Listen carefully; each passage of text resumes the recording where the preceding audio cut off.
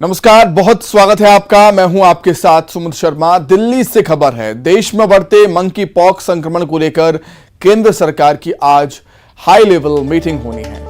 केंद्र सरकार की स्वास्थ्य विशेषज्ञों के साथ मंकी पॉक्स को लेकर बैठक है। Director of emergency medical relief बैठक की अध्यक्षता करेंगे। बैठक में स्वास्थ्य मंत्रालय के अधिकारी और WHO के डॉक्टर पवन मूर्ति बैठक में शामिल होंगी। बैठक में मंकी पॉक्स की गाइडलाइन को लेकर भी चर्चा होगी। बैठक में मंकी पॉक्स के नए सिम्टम्स और मैनेजमेंट स्ट्रेटजी को लेकर चर्चा होगी।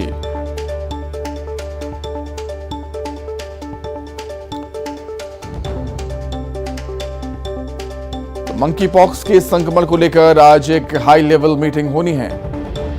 जी हां, केंद्र सरकार की आज एक हाई लेवल मीटिंग होनी है। केंद्र सरकार की स्वास्थ्य विशेषज्ञों के साथ मंकी पॉक्स को लेकर बैठक है। Director of emergency medical relief बैठक की अध्यक्षता करेंगे। स्वास्थ्य मंत्रालय के अधिकारी और WHO के डॉक्टर भी मौजूद रहेंगे। मंकी पॉक्स की गाइडलाइन को लेकर बैठक में चर्चा होनी है। मंकी पॉक्स के नए सिम्टम्स और मैनेजमेंट स्ट्रेटजी को लेकर हाई लेवल मीटिंग में चर्चा होगी।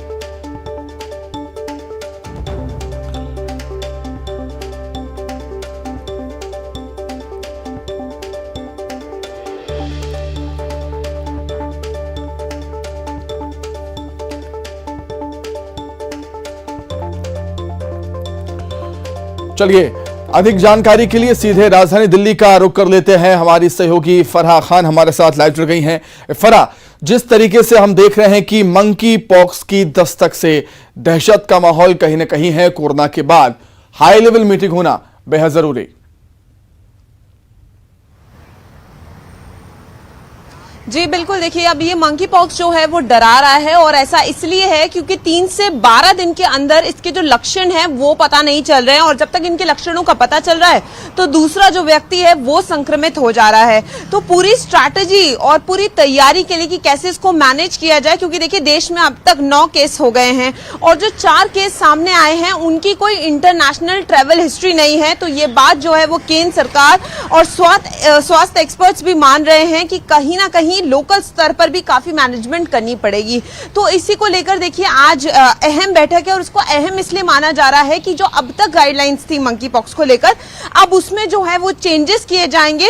और देखिए शुरुआत से ही कहीं ना कहीं स्वास्थ्य विभाग की बात की जाए तो वो अलर्ट पर है। जो स्थिति कोविड में हुई वो स्थिति इसमें ना बने। देखिए पहले केस से शुरुआत हुई थी, एक मौत भी हुई है मंकी पॉक्स को लेकर, तो कहीं ना कहीं लोगों के मन में सवाल भी उठ रहे हैं। और अब जिस तरीके से ये देखा जा रहा है कि पहले इसके लक्षण सामने आ रहे थे, अब 3 से 12 दिन तक पता ही नहीं चल रहा है क्योंकि बुखार हो रहा है लेकिन रैशेस जो हैं वो देर में पता चल रहे हैं और लोग उस बीच जाकर मिल रहे हैं। देखिए कल एडवाइजरी भी जारी की गई। और अगर बात की जाए दिल्ली की, तो दिल्ली में ये 4था केस है। और दूसरी तरफ अगर बात की जाए तो दिल्ली में कई हॉस्पिटल्स हैं जहां पर इलाज कल ही जारी कर दिया गया, आइसोलेशन सेंटर बना दिए गए।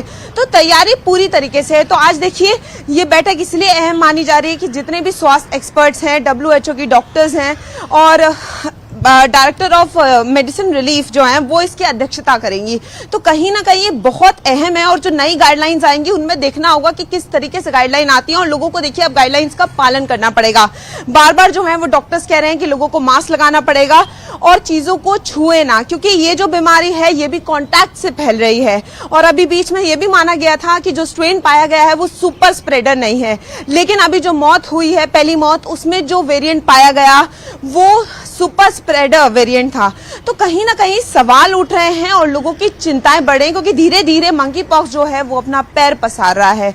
तो उसको लेकर पूरी तैयारी की कैसे स्ट्रैटेजी होगी, कैसे मैनेज किया जाएगा और किस तरीके से, देखिए वैक्सीनेशन की बात की जा रही है, इलाज की बात की जा रही है, तो बहुत सारी चीजें हैं जिन पर फैसला निकल के आ सकता है। तो आज ये जो बैठक है ये दोपहर में होनी है, इसमें साफ हो जाएगा कि किस तरीके से नई गाइडलाइंस आती हैं और वही लोगों को जो है उनका पालन करना पड़ेगा। जी फरा, बहुत बहुत शुक्रिया फरा आपका तमाम जानकारी के लिए। आगे बढ़ते हैं, राजधानी भोपाल से खबर है। सीएम शिवराज आज तिरंगा खरीदने जाएंगे। महिला स्व सहायता समूह से तिरंगा खरीदेंगे सीएम शिवराज। सीएम हाउस में 13 से 15 अगस्त तक तिरंगा फहराया जाएगा। 11:30 बजे 10 नंबर स्टॉप पर खरीदेंगे तिरंगा।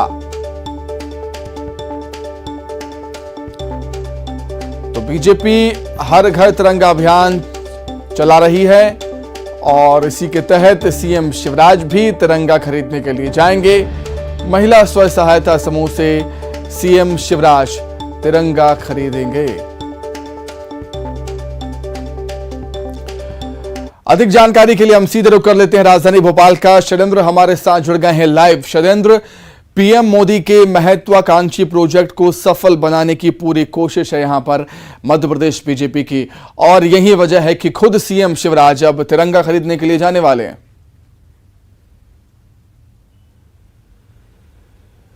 बिल्कुल सुमित, मध्य प्रदेश सरकार हो या बीजेपी संगठन हो, दोनों ही जो लोग हैं वो इस अभियान को अधिक से अधिक सफल बनाने में जुटे हुए हैं। इसको लेकर तमाम संगठन स्तर पर और प्रशासनिक स्तर पर भी कई बैठकें हुई हैं।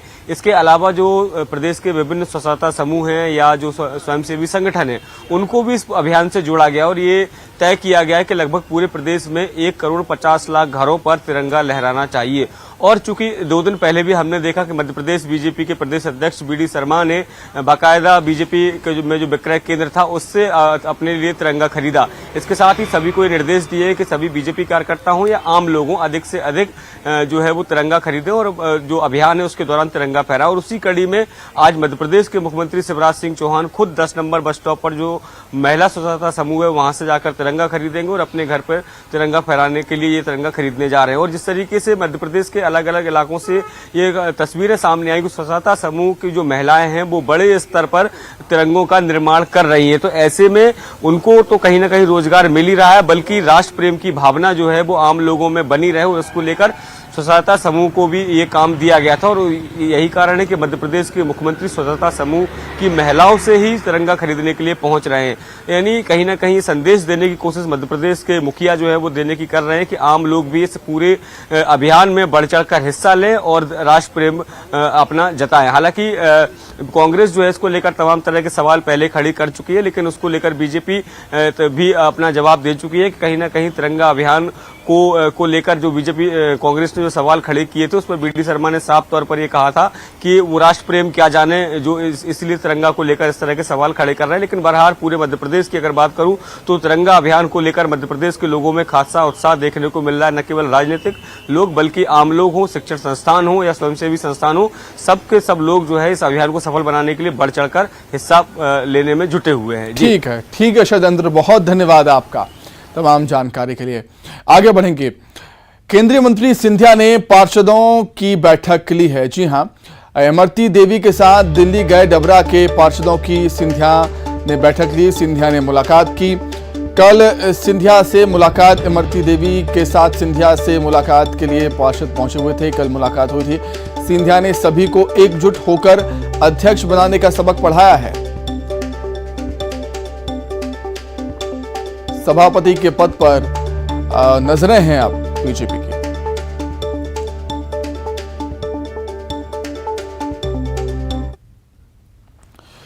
तो वहीं ग्वालियर से बड़ी खबर है। डबरा नगर पालिका अध्यक्ष का घमासान आज है। 30 पार्षदों वाली डबरा नगर पालिका अध्यक्ष का चुनाव आज होना है।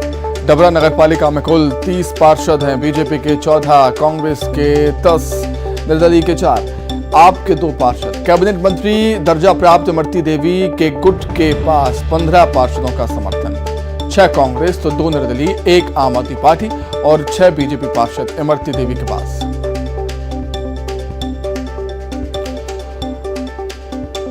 तो डबरा नगर पालिका अध्यक्ष का घमासान आज होना है।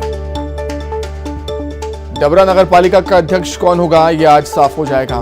30 पार्षदों वाली डबरा नगर पालिका अध्यक्ष का चुनाव आज है और कुल 30 पार्षद हैं यहाँ पर। बीजेपी के पास 14 हैं, कांग्रेस के 10, निर्दलीय के 4, आपके 2 और कैबिनेट मंत्री दर्जा प्राप्त इमरती देवी के गुट के पास 15 पार्षदों का समर्थन है। ऐसी खबरें। 6 कांग्रेस, 2 निर्दलीय, 1 आम आदमी पार्टी और 6 बीजेपी पार्षद इमरती देवी के पास।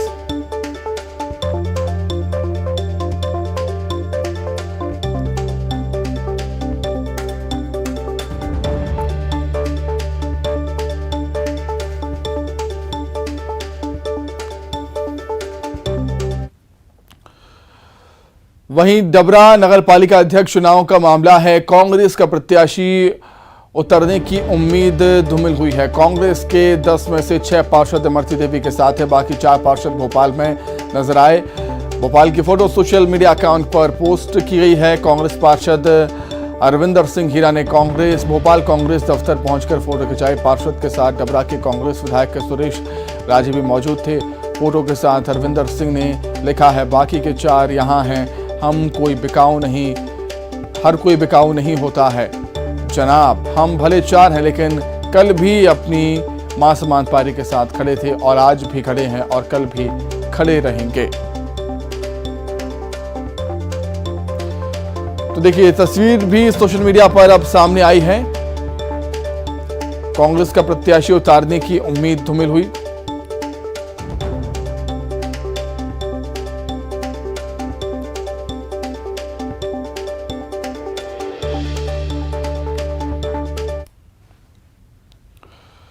चलिए अब आगे बढ़ते हैं। ग्वालियर से ही खबर है। डबरा नगर पालिका अध्यक्ष का चुनाव आज होना है। बीजेपी प्रदेश महामंत्री भगवान दास सबनानी ने पत्र जारी किया है। अध्यक्ष और उपाध्यक्ष के लिए अधिकृत प्रत्याशियों की घोषणा की है। लक्ष्मीबाई पूरन सिंह को अध्यक्ष और कपिल खटीक को बनाया गया उपाध्यक्ष।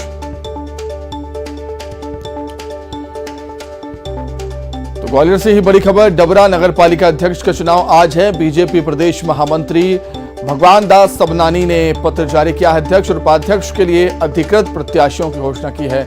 लक्ष्मीबाई पूरन सिंह को अध्यक्ष और कपिल खटीक को उपाध्यक्ष प्रत्याशी बनाया।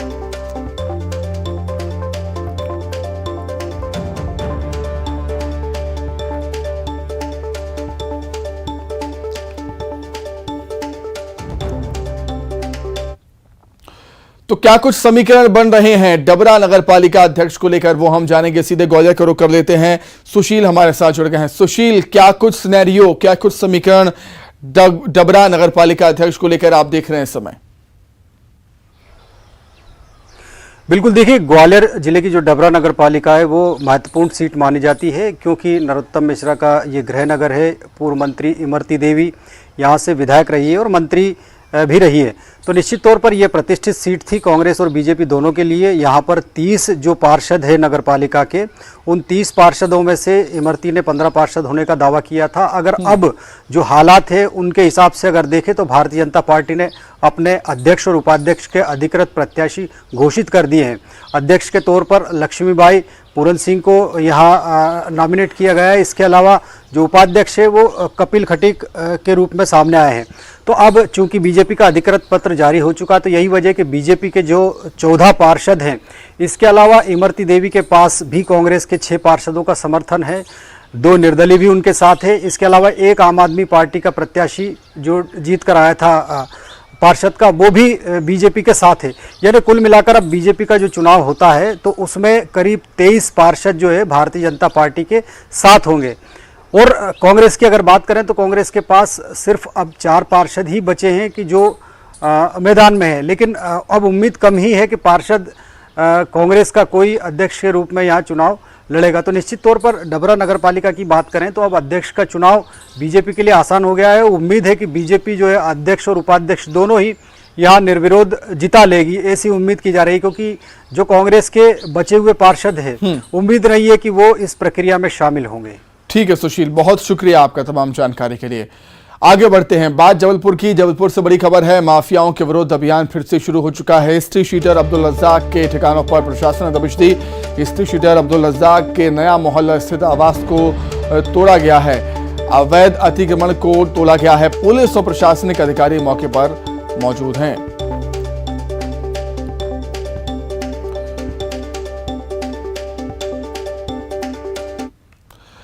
क्या कुछ अपडेट है वो हम जानेंगे। जबलपुर का रुख कर लेते हैं। प्रतीक हमारे साथ जुड़ गए हैं लाइव। प्रतीक, पिछली आपने तस्वीरें दिखाई थी जब अवैध निर्माण को तोड़ा गया था, अभी फिलहाल की क्या तस्वीरें?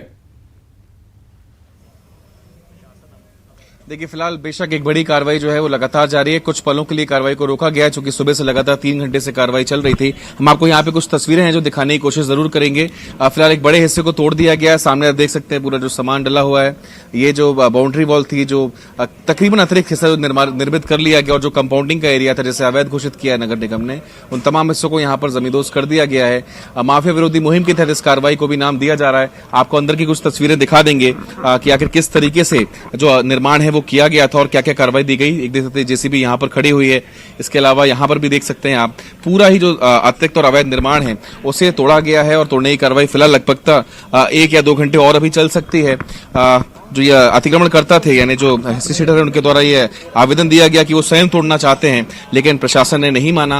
और देख सकते हैं यहाँ पर कितना बड़ा हिस्सा जो था वो अवैध निर्माण के रूप में किया गया था। बहरहाल एक बड़ा बंगला नुमा ये पूरा परिवेश है और यहाँ पर कार्रवाई जो है वो उसे अंजाम यहाँ पर दिया गया है। तकरीबन 3 से 4 जो जेसीबी मशीन है वो यहाँ पर आई हुई हैं। एक बड़ा हिस्सा ये एफआईआर के एरिया, स्वीकृत जो एरिया था उसके विपरीत था, इसलिए इसे भी तोड़ दिया गया है। एनएसए के तहत फिलहाल गिरफ्तार हैं, जेल में निरुद्ध हैं अब्दुल रज्जाक। उनके जो करीबी रिश्तेदार हैं और उनके ठिकाने हैं वहां पर लगातार कार्रवाई प्रशासन कर रहा है। इसके पहले भी 3 से 4 कार्रवाइयां जो है वो प्रशासन कर चुका है और आज एक और कार्रवाई को अंजाम दिया गया। लंबे समय से माफिया विरोधी मुहिम कहीं ना कहीं बंद पड़ी थी, लेकिन एक बार फिर से इसका आगाज कर दिया गया और एक बड़ा चेहरा अब्दुल रज्जाक जिसे हम कहते हैं, उनके जो करीबी हैं उनके ठिकानों पर लगातार कार्रवाई जारी है। फिलहाल लगभग पंजा मार दिया गया है जेसीबी का, जो भी अवैध निर्माण था। अब जो शेष कार्य बचा हुआ है उसे भी तोड़ने का यहाँ प्रयास जो है वो प्रशासन करेगा और जो ये मुहिम है वो लगभग अब लगातार सतत रूप से जारी रहेगी, ऐसा अंदेशा प्रशासन बना चुका है। और सीएम शिवराज सिंह चौहान के निर्देश भी थे कि माफियाओं के ठिकानों को जमींदोज करना है और उसी क्रम में एक बार फिर से जो कार्रवाई है वो शुरू यहाँ पर हो गई है। एक बड़ा बंगला नुमा ये पूरा परिवेश था। जो स्वीकृत हिस्सा है उसे यथावत रखा गया है, लेकिन जो अवैध निर्माण था उसे यहाँ पर तोड़ा जा रहा है। उस कार्रवाई को सुबह से ही, चूंकि 6 बजे से ही पूरी टीम जो थी वो तैनात थी। अतिरिक्त जो पुलिस बल है वो भी यहाँ पर सुबह से ही लगभग तैनात है और एकाएक कर जो भी चिन्हित किया गया हिस्सा था अवैध निर्माण को, उस पर पंजा जो है वो चल चुका है। और अब जो अतिरिक्त और बचा हुआ हिस्सा लगभग 1-2 घंटे के अंदर पूरी कार्रवाई खत्म हो सकती है। ठीक है प्रतीक, बहुत शुक्रिया आपका तमाम जानकारी के लिए। आगे बढ़ते हैं, बात करेंगे भोपाल की, जहां पर एक क्लर्क करोड़पति निकला है। चिकित्सा शिक्षा विभाग का क्लर्क करोड़पति निकला। आरोपी के घर से ईओडब्ल्यू को मिले हैं 1 करोड़ रुपए, लाखों रुपयों के जेवरात और जमीन से संबंधित कागजात। 50,000 तनख्वाह पाने वाला करोड़ों का आसामी निकला है क्लर्क। आज ईओडब्ल्यू बैंक खातों और लॉकर्स की जांच भी कर सकता।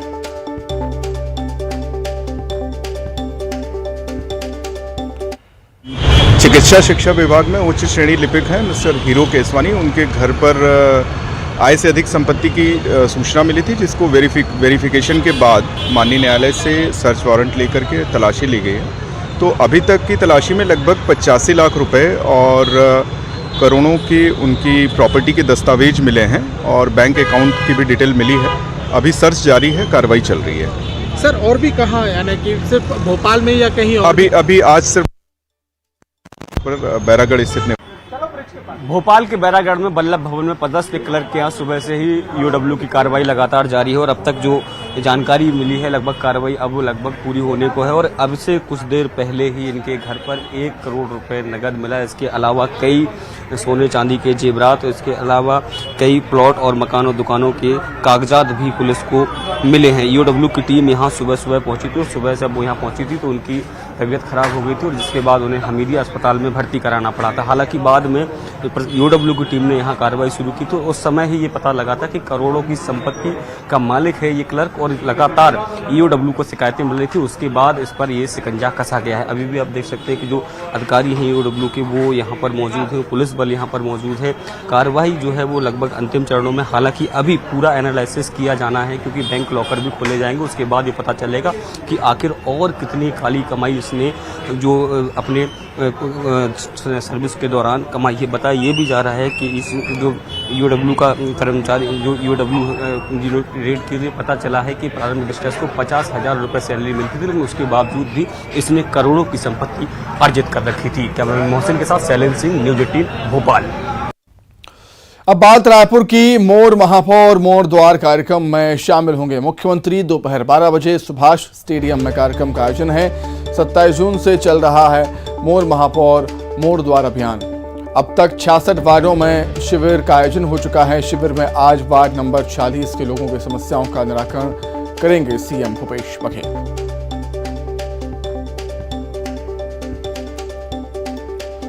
तो मोर महापौर मोर द्वार कार्यक्रम में आज सीएम भूपेश बघेल शामिल होंगे। दोपहर 12 बजे कार्यक्रम का आयोजन।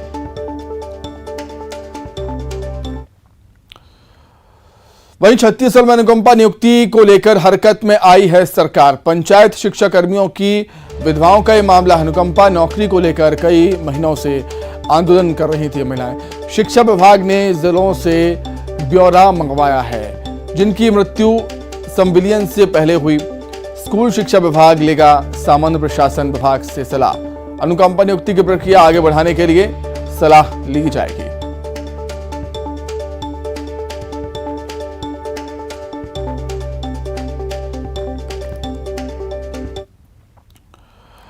रायपुर से ही बड़ी खबर। अजय जामवाल के दौरे का आज तीसरा दिन है। आज मोर्चा प्रकोष्ठ के पदाधिकारियों के साथ वो बैठक करेंगे।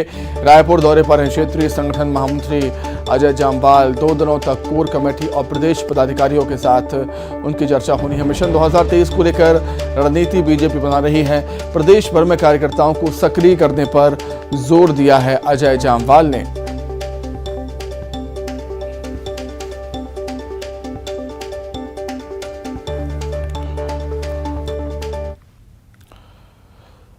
तो इसी के साथ ही फिलहाल इस बुलेटिन में इतना ही। खबरें लगातार जारी हैं। नमस्कार।